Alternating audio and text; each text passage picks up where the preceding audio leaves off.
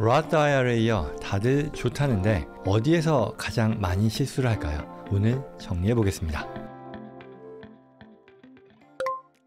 오늘 다룰 내용은요, 2025년 기준 Roth IRA의 핵심 규칙과 현장에서 가장 많이 발생하는 실수 8가지를 예방하는 방법입니다. 복잡한 규정 때문에 의도치 않게 불이익을 받는 경우가 많습니다. 오늘 영상을 통해서요, 불입 그리고 또 소득 한도에서부터 5년 규칙이라는 게 있는데 이게 뭔지, 또 조기 인출에 있어서 예외 조항이 뭔지, 그리고 또 최근에 생긴 이 529 플래니어에서의 롤오버 규정까지 여러분들의 이 소중한 은퇴 자산을 지키기 위해 꼭 알아야 되는 그런 내용들 살펴보도록 하겠습니다.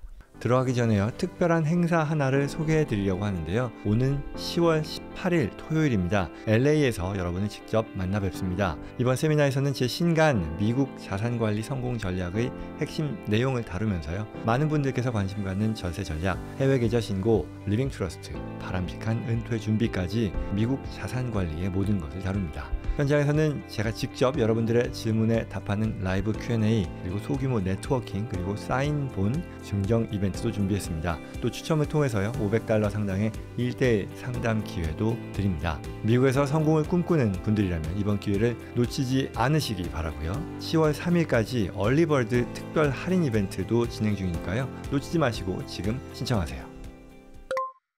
많이 얘기한 거지만 먼저 Roth IRA가 뭔지 간단히 짚고 가볼까요? Roth IRA는 세금을 낸 후에 소득으로 저축을 하는 개인 은퇴 계좌입니다. 리타이먼트 플랜이기 때문에 세금 혜택은 있습니다만 이 당장의 소득 공제 혜택이 아니라 일단 계좌에 이 애프터 텍스로 넣고 나면 그 안에서 발생하는 모든 투자 수익에 대해서 세금이 붙지 않는다는 거죠. 그리고 또 은퇴 후에 자격 요건을 갖춰서 돈을 인출할 때에도 원금 그리고 수익 모두에 대해서 세금을 한 푼도 내지 않는, 말하자면 이 잘하고 찾는 데 있어서는 평생 비과세가 적용되는 그런 통장이라고 할 수 있겠죠.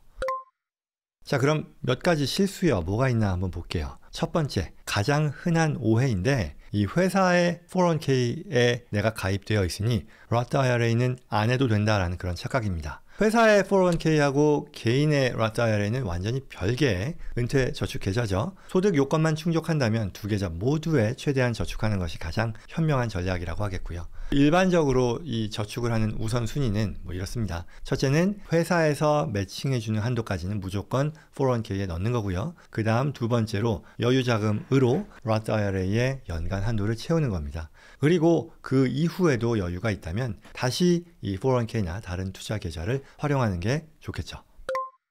자, 그 다음에 두 번째요, 근로소득이라는 게 뭐냐라는 그 의미를 오해하는 실수입니다. 이게 왜 이런 얘기가 나오냐면, 이 Roth IRA에 불입을 하려면 반드시 급여나 어떤 사업소득과 같은 일하는 돈, earned income이라고 합니다. 이게 있어야 되죠. 여기에는 뭐 이자라던가 배당, 임대소득과 같은 자산소득은 포함이 되지 않아요. 그러니 내 소득이 그런 것들로만 구성되어 있다면 earned income이 없는 거니까 불입을 못하는 거죠. 그리고 또 소득 기준도 있는데, 만약에 소득이 너무 높으면 Roth IRA에 직접 불입할 수 없는데, 그렇다고 완전히 못하는 건 아니고요. 백도어 Roth IRA라고 하는 우회 전략을 고려할 수도 있습니다. 물론 근데 이게 아주 간단한 건 아니고 할 수는 있으나, 만약에 내가 이러한 백도어 Roth를 하는 데 있어서 기존에 이 다른 트래디셔널한 방식의 IRA 계좌 잔액이 있다면 전환할 때 이 세금이 비례해서 부과되는 그런 프로레라 규칙이라는 함정이 있으니까요, 반드시 이건 전문가와 상의해야 됩니다. 무슨 얘기냐? 백도어 Roth라고 하는 것이 내가 이 소득이 높아서 Roth에 가입을 못하는 상황에서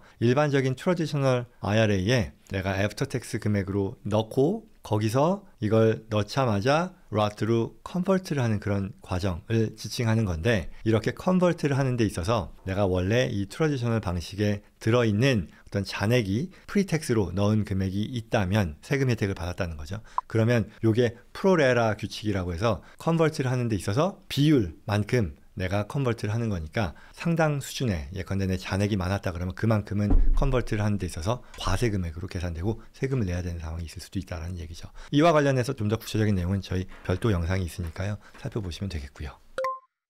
그 다음에 세 번째 실수는요, 인출 규칙을 제대로 알지 못해서 발생하는 실수입니다. Roth IRA는요, 생각보다 굉장히 유연합니다. 내가 불입한 원금이요, 사실 애프터 텍스잖아요. 트래디셔널 방식과 달리. 따라서 원금은 언제든지 어떠한 이유로든 꺼내도 됩니다. 세금 페널티 없이 인출할 수 있다는 얘기죠.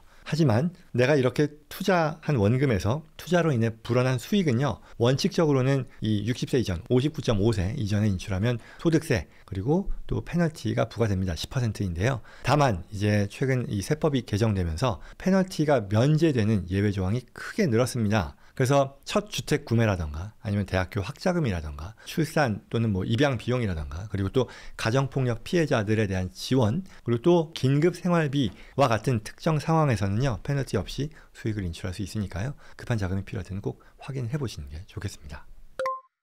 자, 네 번째 가장 안타까운 실수일 텐데요. 계좌만 열고 투자를 하지 않는 실수입니다. Roth IRA라고 하는 것은 돈을 담아두는 그릇이지 그 자체로 투자는 아니에요. 이게 착각할 수도 있는 그런 부분인데, 그렇죠? 돈을 담아두는 계좌, 그릇인 거죠. 그리고 여기서 투자를 해야 되는 거죠. 그 자체로 돈을 불려주는 게 아니에요. 따라서 계좌에 돈을 이체한 후에는 반드시 그 돈으로 주식이 됐건 ETF가 됐건 펀드가 됐건 여러 원하는 금융상품에 투자를 해야 합니다.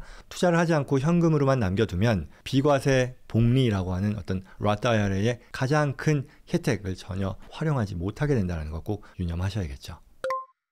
계속 가볼까요? 다섯 번째, 이제부터는 실행과 운용에서 발생하는 실수인데요. 다섯 번째 실수, 투자에 있어서 우선순위를 잘못 정하는 실수입니다. 정확하게는 투자 계좌를 정하는 데 있어서의 실수겠죠. 많은 분들이 대단히 이게 의외인데 왜 그럴까라고 생각하지만 실제 그런 경우들이 많거든요. 일반 투자 계좌, 일반 브로커리지 계좌 있잖아요. 세금 혜택이 없단 말이죠. 근데 그런 계좌에 돈을 먼저 넣는 실수를 한다는 거죠. 하지만 이게 당장 꺼내서 써야 되는 그런 상황이 아니라 장기적인 자산 증식, 투자, 그리고 은퇴를 대비라는 그런 준비라는 차원에서는 세금 혜택이 있는 401k라던가 IRA와 같은 은퇴 계좌를 최대한 먼저 우선적으로 채우는 것이 훨씬 유리하니까요. 이런 그 은퇴 계좌를 채우기 전에 일반 투자 계좌를 채우는 그런 상황은 없도록 해야겠다입니다.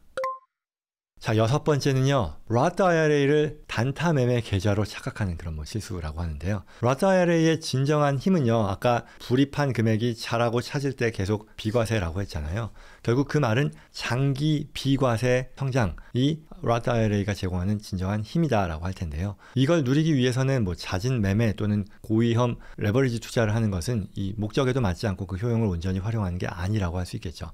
뭐 소중한 은퇴 자금을 또 리스크에 빠뜨릴 수 있는 그런 상황이 될 테니까요. 결국 이 안정적인 자산 배분을 통해서요, 장기적인 관점에서 꾸준히 운용하는 것이 중요하다고 하겠습니다.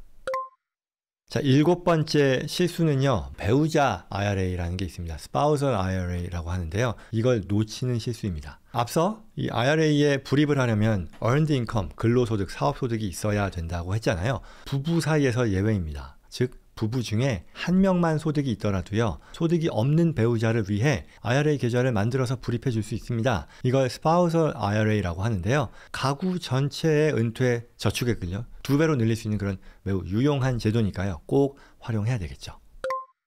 여덟 번째 실수요, 불입 한도를 계좌별로 착각하는 그런 실수가 있다고 합니다.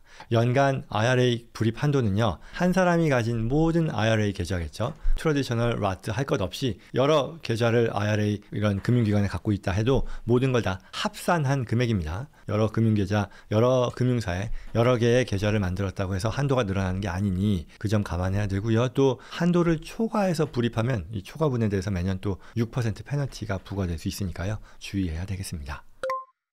이제 추가로요, 2025년 최신 추가 정보라고 할 수 있을 텐데요. 첫 번째는요, 5년 규칙이라는 게 이제 두 가지가 있어요. 뭐냐면 첫 번째는 투자 수익을요, 비과세로 인출하기 위한 규칙이에요. Roth IRA에서 얘기하는 겁니다. 그리고 다른 5년 규칙은 뭐냐면 트래디셔널 IRA에서 전환한 자금을요, 페널티 없이 인출하기 위한 규칙입니다. 결국 이 두 규칙 모두 시간을 지켜야 된다. 5년 동안 찾지 않아야 페널티가 없다라는 건데, 이러한 시작점은 당연히 다를 겁니다. 투자 수익을 비과세로 인출하기 위한 규칙과 트래디셔널 IRA에서 전환한 자금이니까 이 시작점이 다르니까 주의해야 되겠죠.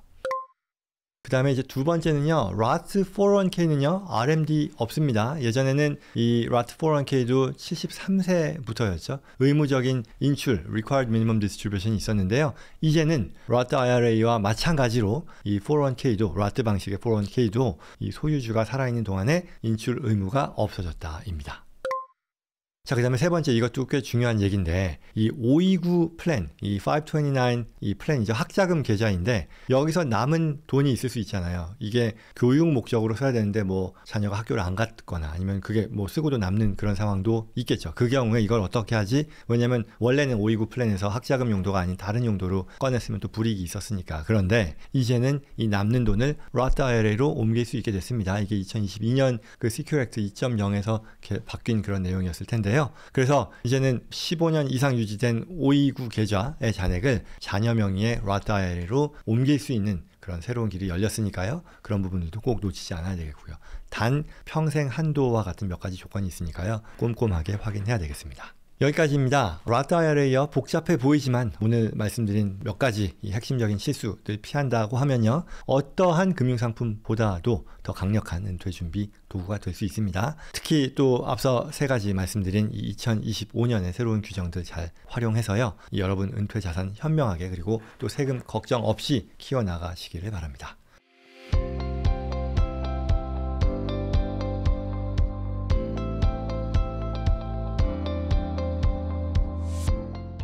오늘 내용 도움되었길 바랍니다. 오늘 주제와 관련해서 도움이 필요하거나 저와 제이슨컴퍼니 전문가들과의 상담을 희망하시는 분들은요. 영상 더보기란 또는 고정 댓글에 있는 연락처로 연락 주시기 바랍니다. 구독과 좋아요 다시 한번 부탁드리고요. 그래서 꼭 다음에도 필요한 정보 놓치지 않으셨으면 좋겠고 또 주변 분들께도 이러한 정보가 잘 전달될 수 있도록 도와주시기를 부탁드립니다. 고맙습니다.